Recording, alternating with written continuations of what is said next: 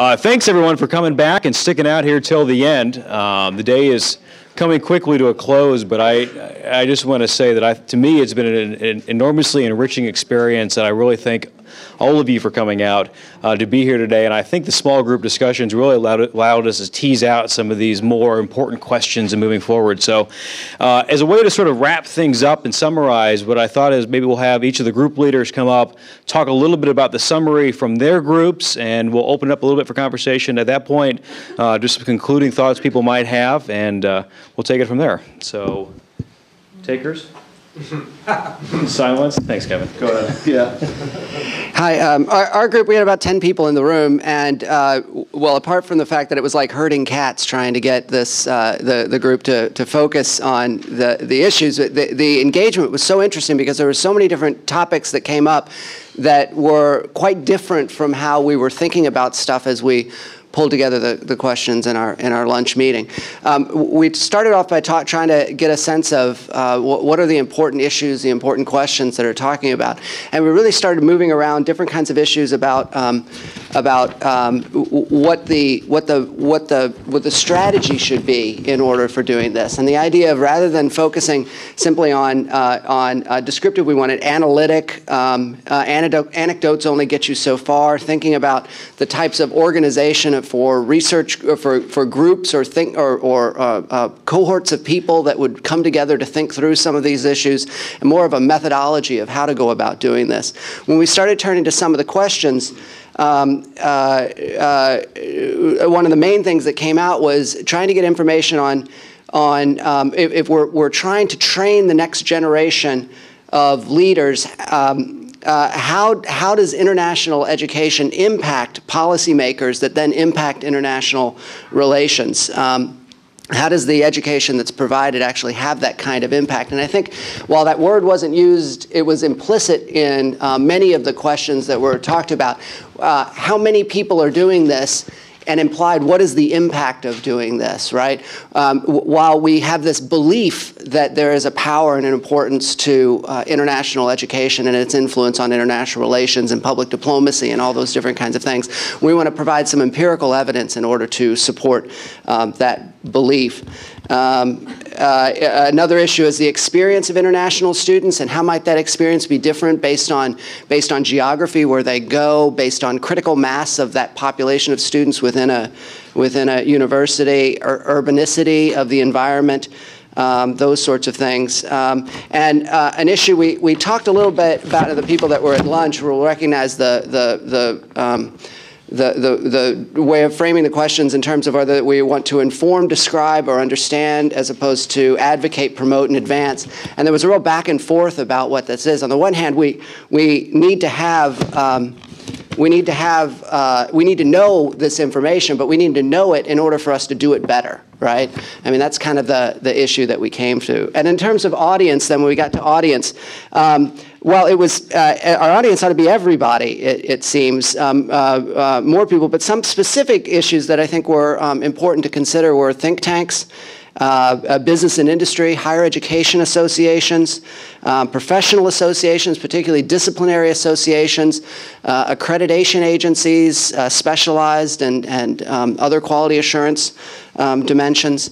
And then as far as moving forward, the conclusion that we got to is that this meeting here shouldn't be just a one-off event. We should really think about how we try to repeat this, bring people together again, make this a meeting that has some has a regular format to it so that we can come together. It seems like there was a lot of energy around that, as well as providing ways to keep us connected in between face-to-face meetings through a web presence, other sorts of sharing of information and contacts. Great. Thanks, Kevin. Okay, we started off with our format going down, asking open-endedly what would be good research questions for the future of this collaborative effort, what would be the data that one would use and collect to answer these questions, and then, well, who would care about it and why if we were to go forward and do it. And we had a whole lot of we got a whole lot of ideas for a lot of questions, and we spent a lot of time on that. And I'm not going to be able to report them all, but one that we did spend quite a bit of time on in various dimensions was, what are the experience of students, international students who come to the United States, in a sense, the short, medium, and long term, again, if we can get that included as well, and in terms of their opinions, their career track, etc., and then what the longer-term public diplomacy outcomes might be coming out of that experience. And this was largely motivated by some of the discussion that happened in the last session before our break. And then, well, nice set of questions here, nice question, but how would you go about doing this? And then in terms of the data, the idea that we could first have collect survey data, suggestions were that there's some alumni networks. It might not be open to everyone, but individual universities could access some of that.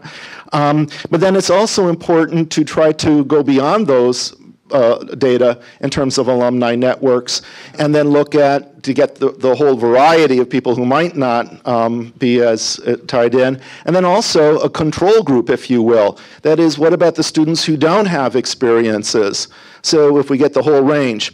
And after survey research, if you will, then the next thing is to move into qualitative research with ethnographic work that you would do with those. And then again, when we hear the suggestion about the experiences and collecting all those experiences, this would be a rich trove of that kind of information for that research. And then another larger question was, and it centered around some of the debates that occurred over what we mean by public diplomacy. And then a suggestion was, well, maybe we just get away from that term in a way. And it was a broad question. So what are the international, what are the consequences of international education for international relations more generally, all right? And then, so from that, then there was a kind of a sub-question that came up, reflecting on the last panel here again, where Mr. Ruth, I believe it was, who mentioned the start of bilateral relations with, for example, Libya, that it was initiated by an educational exchange. And so, and he said, well, all of these other ones are doing it. So the question would be is, well, and framed in terms of, this is kind of like in Star Trek, first contact, right? So why use academics? Why does the State Department use academics for first contact? All right, and then do, yeah, right, and then, they're cheap. We got all sorts of ideas already. Well, hypotheses to test, and then do other diplomats, would they agree with that position, right? Do they also feel the value of these exchanges? And the way to go about this, again, survey research, collaboration with the State Department, retired and current, on actually getting an answer to that question.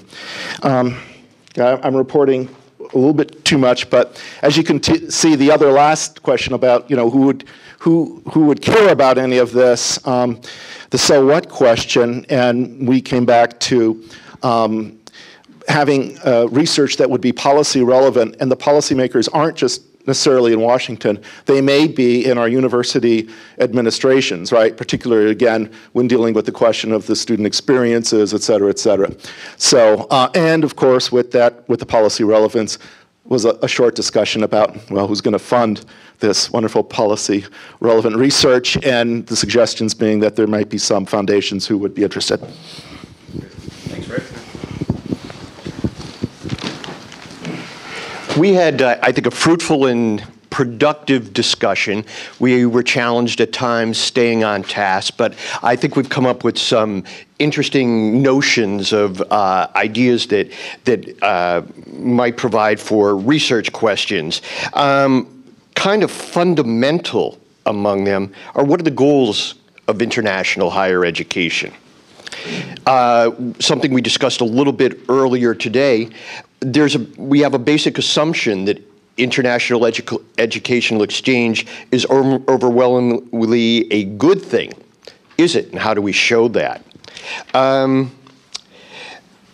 I think we also thought it might be important to look at what future student mobility patterns might be like, and to work to identify examples of well-conceived best practices, and how have institutions been strategic about providing for a quality experience and systematic in identifying learning outcomes. And we thought this should be looked at not only for best practices here in the United States, but in other countries as well, trying to find out who does it, if anyone, who does it right. We're also very interested in trying to determine what might be the processes that generate international student flows, word of mouth, student support groups, what works, what happens there. And then finally, our last question probably related to what is the current status of citizen diplomacy? I think there was a large intersection in when we talked about data needs and how we might go about collecting data, surveys and ethnographic studies, and trying to get at data in host countries. And who would care and why?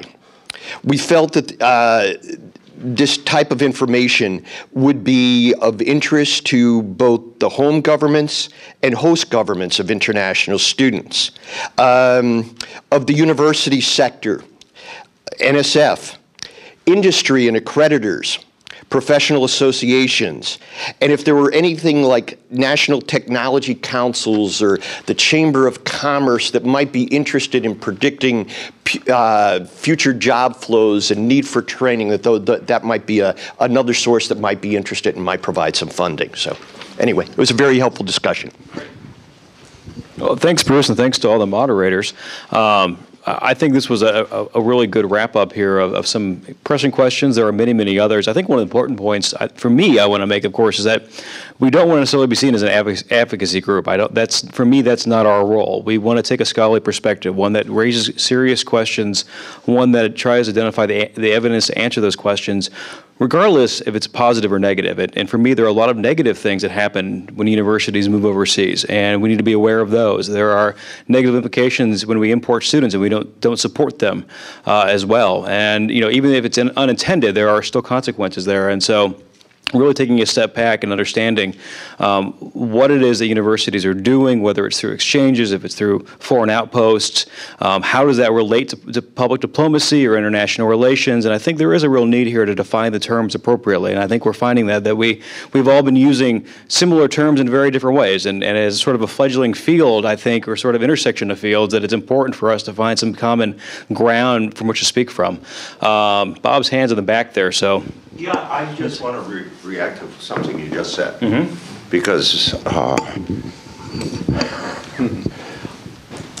and we got into this a little bit in the discussion group earlier.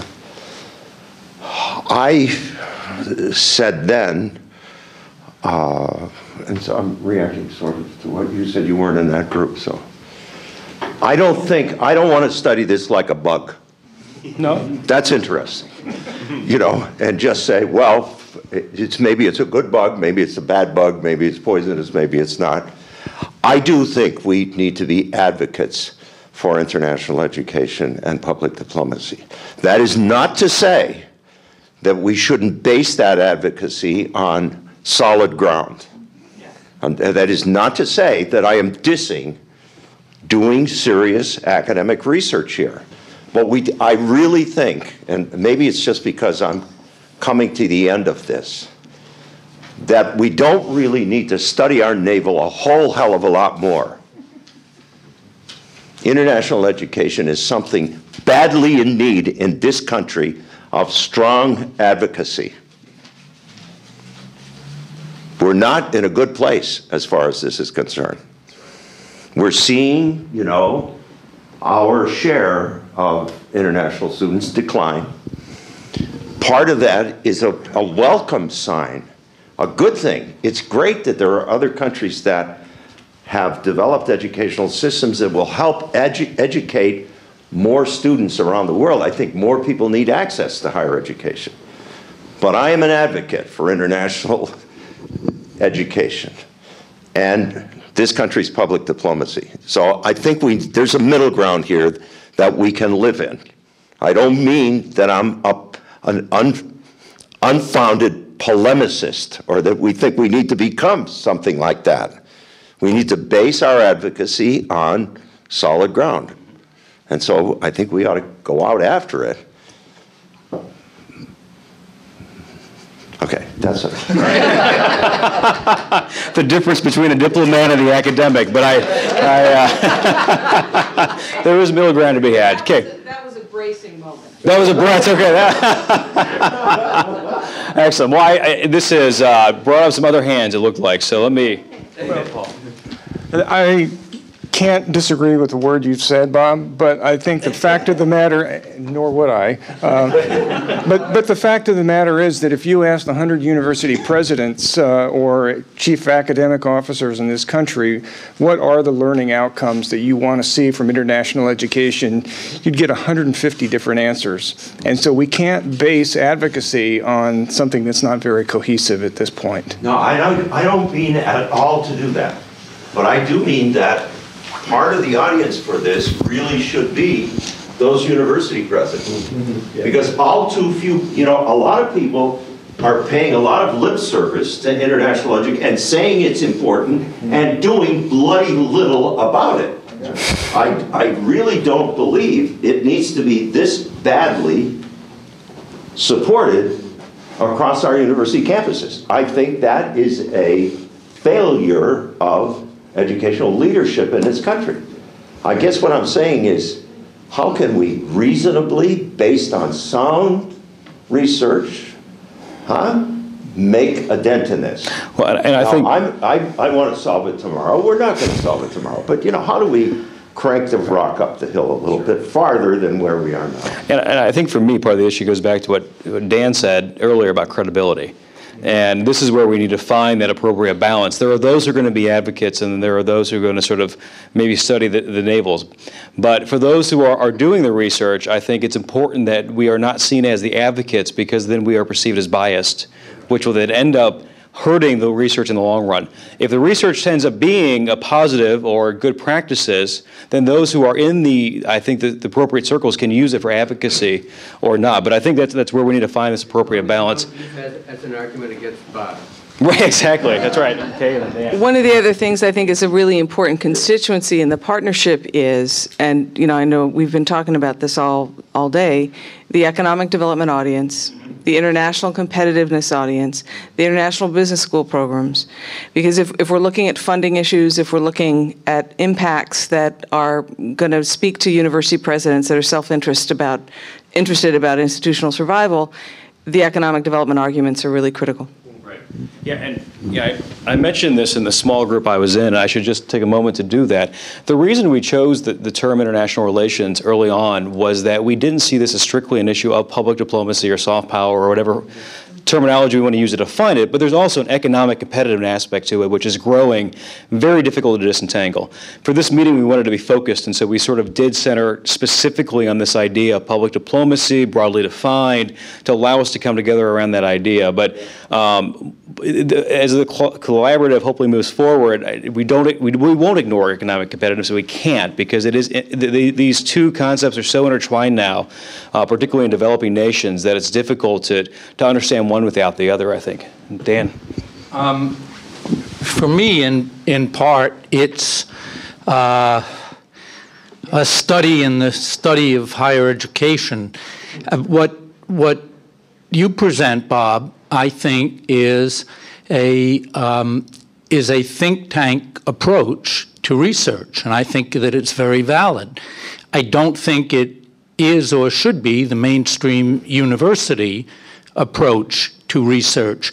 And Jason, I think that it isn't a matter primarily that we would be perceived as being prejudiced. It's primarily a matter that we would be prejudiced. And so, I think all these lines have blurred we've got research centers within universities that have somewhat different missions from what the traditional departments have. And I think there are room for all these animals, but it's difficult to tease out what is the best or even the legitimate turf on which to do what kind of research. I do think it's possible for people who want to obey different rules to come together in common fora to produce a common product, but the agenda is different for the individuals who are involved in it.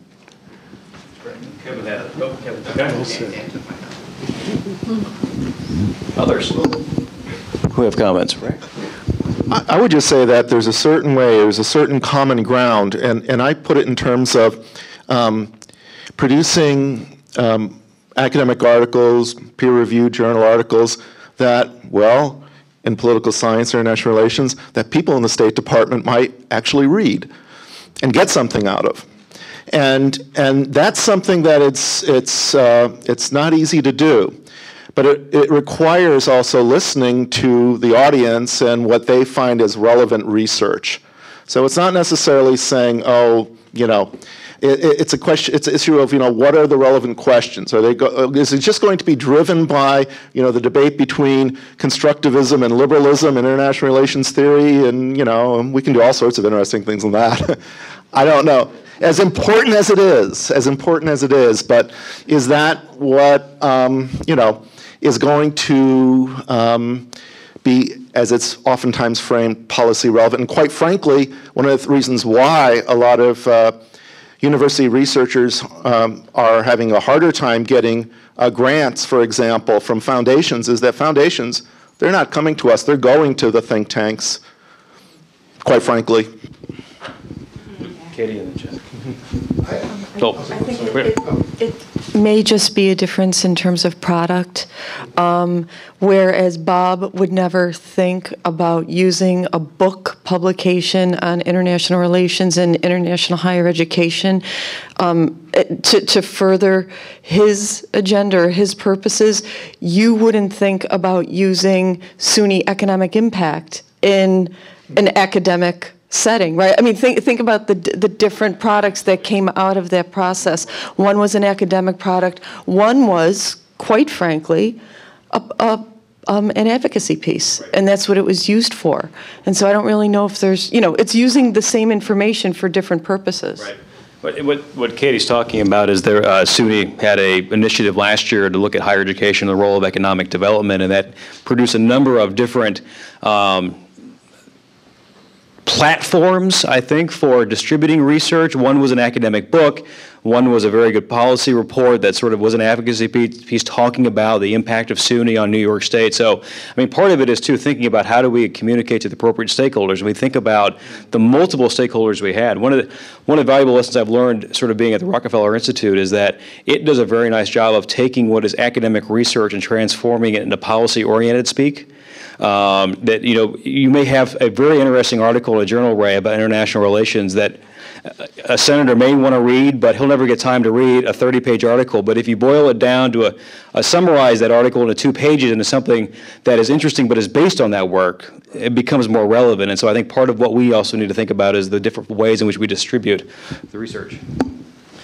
I want to follow up on both those points, and I think that's what I was getting at in the session about different working groups, because it's even clearer to me now that one can have a discussion, you know, in a kind of plenary way, and then different groups who have different agenda and different audiences and attentions can produce that different kind of research, right? Which is, I think, what you're getting at. So we all gain from the common discussion. What we take with it, let's say to a working group that we do collaborative writing, whatever way, research, whatever it is, goes off into the different areas. So there's a benefit in bringing everyone together, and there's a benefit in having small groups working together who might want more advocacy, more academic publication.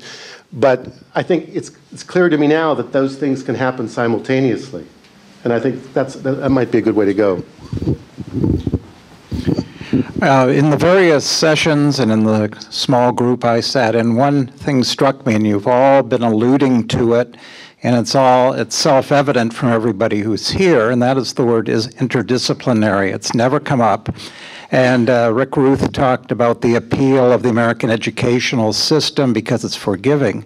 The other appeal is that it's interdisciplinary for foreign students who often get streamlined into certain academic disciplines and can't get out of them, whereas we give people a lot of flexibility. But also in your arguments to university presidents, provosts, what have you, it seems to me that what would appeal to them is the very interdisciplinary nature of this, because there's something for your engineering school, your school of social work, for your business school and social sciences, and on down the line. There's something in it for everybody. And it seems to me that as you do the research and do the advocacy, that it's really important to state the obvious, which is the interdisciplinary aspect of it all. I just want to follow up.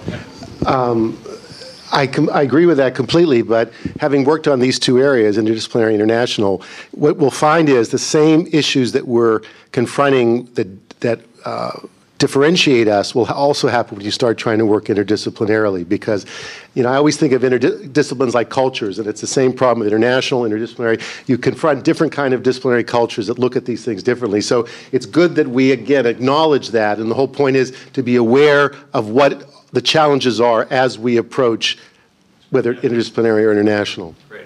Brian has his hand up, and then we'll go to Nick. That's all right.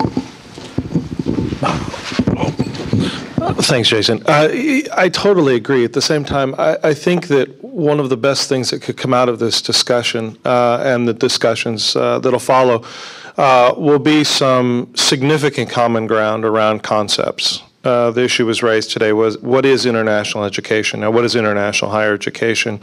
It's great to do that interdisciplinary, but I've expressed to a number of you my frustrations with the Comparative International Ed Society for never being able to speak in cases and actually go deeper. And perhaps one of the gifts of this very talented group of people you collected today is that it will be able to go deeper and do things that other societies and other organizations are not doing. And so I think there should be somewhat of a least common denominator approach. What is now public diplomacy, as this group sees it? What is international higher education? And then what are the tools that we can use cross-disciplinary that we could adapt to expound upon that? One of the things that I've been hearing just talking to various people, it's not so much the research that we're going to do, but the research that has already been done that we're not aware of. And there are people in this room who have produced book-length studies that have yet to be published and that we might all benefit from. And, if aside from the policy-relevant material and websites and various things, I think one thing that would help would be to create a book series. And you could start it off with an edited collection featuring various positions, but to, in that series, call it something like International Education and Public Diplomacy, and use that as a place to bring together from different disciplines perspectives on this issue, so that we've got the perspective from regional studies, we've got the perspective from educational studies and from practitioner experiences, but that there, when you pick up a book that's in a series like this, at the the front page, it tells you all the other things that have been published in that series, and it begins to pull something together. And having a partner in a university press would strike me as being an obvious way forward, and something that is viable. We just need a university press that has the vision to say, that's what we want to stick our flag in the map and say, and we are the university press which is associated with international education and public diplomacy. Because other presses Palgrave have their global public diplomacy series. So somebody else has got an international culture series, but this is something different and would be distinctive and would would be for me would be a useful expression of this kind of work. Because when you're stuck in the situation of how do I put together a syllabus to study international education, but public diplomacy relevant international education, it's great if you've got half a dozen books a couple of years down the line that would fit that. That's great. That's great. And I think you're one of the people who's got something that would fit in that series, aren't you? No, I think that's good. I would say be on the lookout from something from SUNY Press. We as a group, because SUNY Press, I'm not going to take your word for it, that's something that we as a group can, it's hard to lobby a government, it's not so difficult to lobby a university press. Right. And you should call on us to talk about the need for this. Absolutely. Each of us can speak from our own disciplinary positions. We can write letters saying, this is why SUNY Press need to take this seriously. Let me. Would read this book in the classroom. We have it. We haven't announced it yet, but SUNY Press has bought into this idea. They understand the importance of international education. But yeah, no, Nick, you're absolutely right. And the whole idea that yeah, it's on tape now. Great. Fortunately, I know the video guy, so. But you're absolutely right, and this is where we're heading to make this happen. And so this is the group we're going to sort of bounce the initial idea off of. But SUNY Press has seen international education as something that's important. It's already produced a couple of books, not in a series. Guruz Kamel from Turkey has published a book through them on international student mobility. There's been a couple other books on study abroad, but really moving them more formally into this role. They're keen on doing that, and so we're going to move it forward. Yeah, I guess I just want to make sure that I'm clear on this. We seem to be going back and forth between talking about international education as an area of investigation, and how that influences international relations, as opposed to what I was thinking was much more higher education and international relations. And is it the case that higher education has to be international in order to have an influence on international relations or public diplomacy? Is there a more general role that higher education has? There are plenty of people that are studying international education. I don't think we need a group to do that, right? There's plenty of people that are looking at how higher education is internationalizing. The globalization of the university ad nauseum is not an uncommon topic. What I thought was unique here is the connection of higher education to international relations and how those aspects fit together in a much more broader way than simply saying we want to know more and we want to advocate or we want to promote or we need more international mobility that's going on. I mean, and public diplomacy part is what makes this distinct. That was my understanding. Larger than public diplomacy, because there's more to international relations than public diplomacy. Thank you.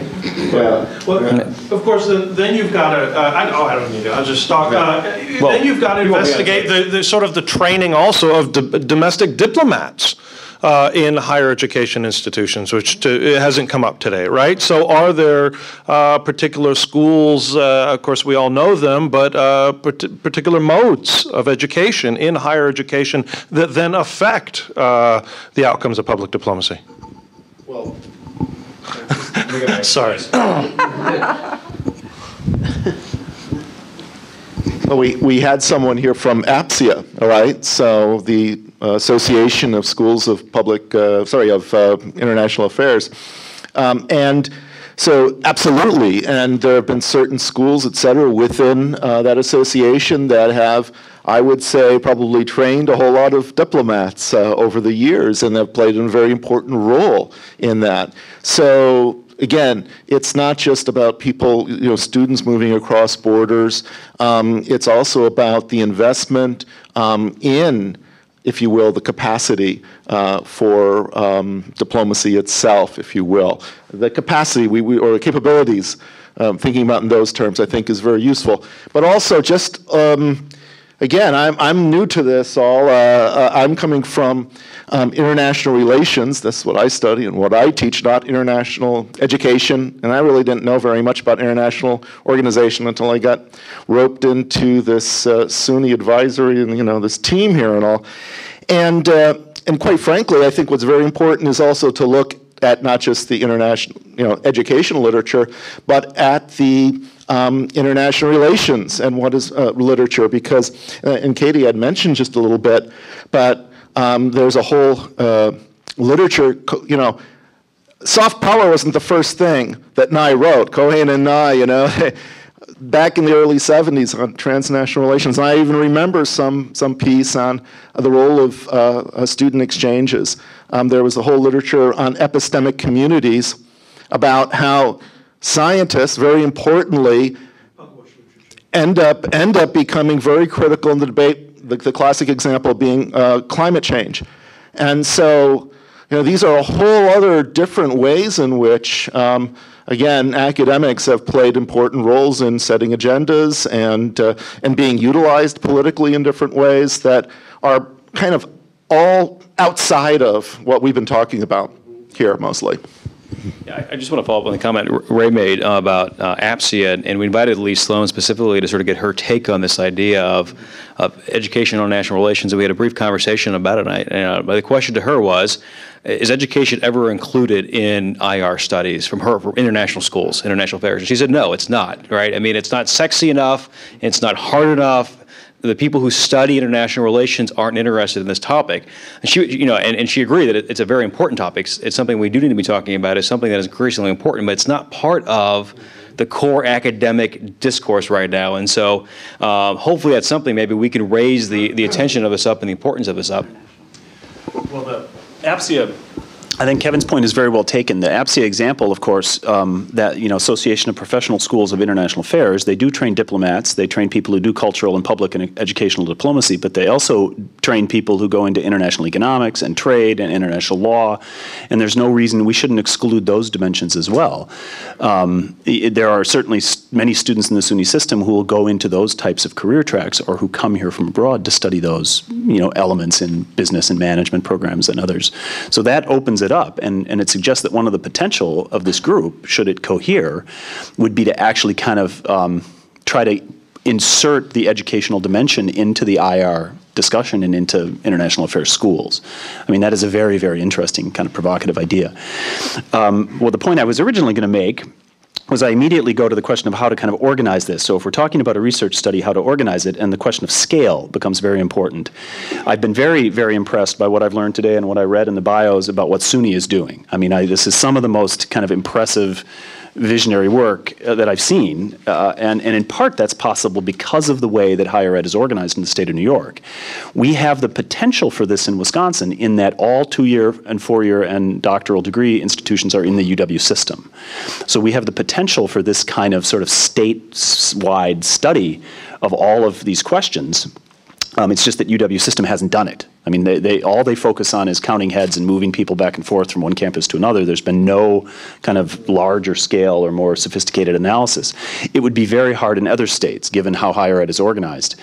So maybe one way to think about this would be to start with a series of state-level research studies. And you obviously can't do 50. So, pick 2, 3, 4, 5 that either do it well or do it badly, and look at both sides of that question. That might be a way to sort of extend this beyond New York and beyond the SUNY system. Just do a quick follow-up. Simply that where we are here, Rockefeller Institute, this was founded to be a type of Brookings for the states and to do comparative analysis across states. So a lot of it's in economic development, et cetera, and some of it was in education and was about the different state systems and dealing with financial issues, et cetera. So, hey, have a talk with Tom. Well, I'll just say we actually just concluded the first survey of systems and internationalization. We did send out questionnaires to all the state higher education executive officers, asking them just for baseline data about what are you doing, how do you do it, who are the key players.